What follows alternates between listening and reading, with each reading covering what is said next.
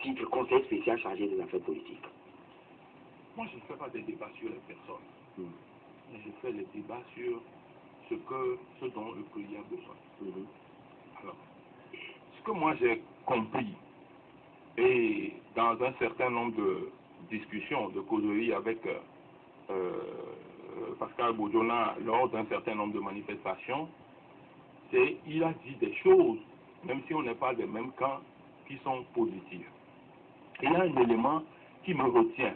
Et si c'est ça qui guide ses pas, c'est une bonne chose.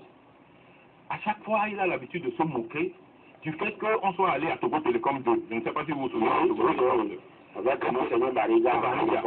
Voilà. Et que à Togo Télécom 2, on a mis un certain nombre de points, je crois qu'il y avait 42 sur un papier. Et on a dit avec quel point commencer.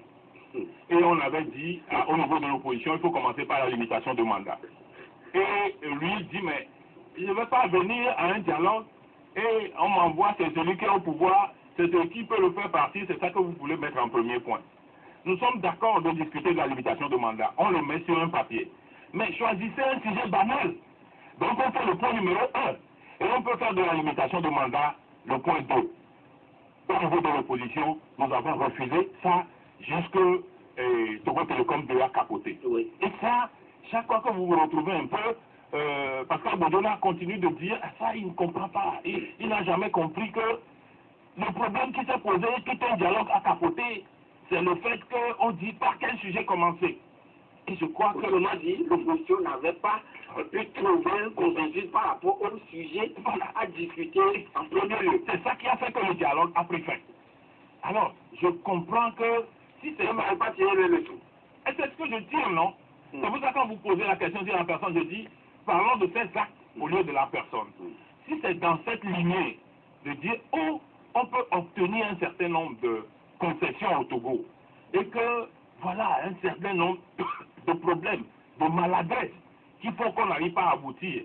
Si c'est dans cet état d'esprit qu'il est retourné là-bas, je considère que, en tout cas, si c'est ça qu'il met en œuvre, il peut faire un travail. Mais ne me demandez pas de discuter des hommes, parce que moi et lui, depuis l'université, on s'est opposé, il était non, il n'était pas au Rakam. Ah, d'accord. Non, Bodjona était secrétaire général de, comment on appelle ça, AETB, un truc comme ça. Il y avait le Monesso, il y avait une autre organisation qui était derrière. Il n'était pas au Rakam. Et nous, on était dans le collectif des mouvements étudiantins. Donc, on était dans les camps opposés. Mais, quand moi je suis parti en Europe, en exil, je suis revenu, il était ambassadeur, il est revenu. Les cadres dans lesquels on se retrouvait, c'est dans ces cadres de dialogue-là.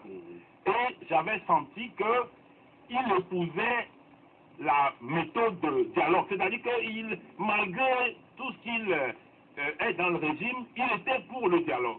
Et quelquefois, quand le dialogue échoue, il se plaint du fait que l'opposition n'ait pas pu trouver la lumière pour qu'on puisse parvenir à quelque chose.